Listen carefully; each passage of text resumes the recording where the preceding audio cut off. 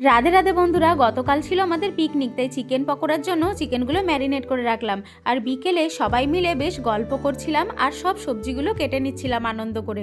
এইদিকে দেখি জেঠি সব বাসনগুলো ছুঁড়ে ছুঁড়ে মারছে দিদির দিকে। তারপরে গদকে পাঠানো হয়েছিল আলু ধুতে, ও 3 বছর পর আলু ধুয়ে আসলো, মোটে আসছিলই না। এখন জেঠি এখানে উনুন বানিয়েছিল বাইরে, সেইখানে পিকনিক হবে। দেখো কত সুন্দর জ্বলছে উনুনটা। আর ফার্স্টেই চিকেন পকোড়া দিয়ে শুরু হলো। চিকেন পকোড়া ম্যারিনেট করার দিয়ে ভাজা সব আমি করেছি, চাটা করে এনেছে জেঠি, আর দারুণ লাগছিল চায়ের সাথে চিকেন পকোড়া গরম গরম। পকোড়া খাওয়া শেষ হতে না হতেই দেখি ওরা নাচা শুরু করে দিয়েছে ওইদিকে। সন্ধ্যাবেলার টিফিন খাওয়া হয়ে যাওয়ার পর এখন হচ্ছে মেন রান্নার পালা, মানে আগে মাংস হবে, তারপর হবে ফ্রাইড রাইস। তাই গদ সব সবজিগুলো নিয়ে এসেছে। আর ওরা ওইদিকে এত আনন্দ করে নাচ করছিল, মানে বলার মতন না। মোহিনীও নাচছিল, আর মোহিনীর তালে তালে সবাই নেচে আনন্দ করছিল। খুব সুন্দর কেটেছে কালকে সন্ধ্যাটা।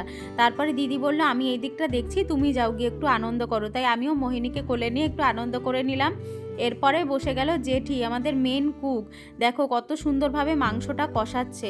আর বলতে নেই, কালকের সব কটা রান্না দারুণ হয়েছে, মজাও খুব ভালো হয়েছে, আর রান্নাটাও খুব ভালো হয়েছে। এইখানে শুনটি বসে পড়েছে ভেজ ফ্রাইড রাইসের ভেজিটেবিলগুলো ভাজার জন্য। যেহেতু পিকনিকটা সবাই মিলে করছে, তাই হাতে হাতে সবাই কিছু না কিছু কাজ করেছে।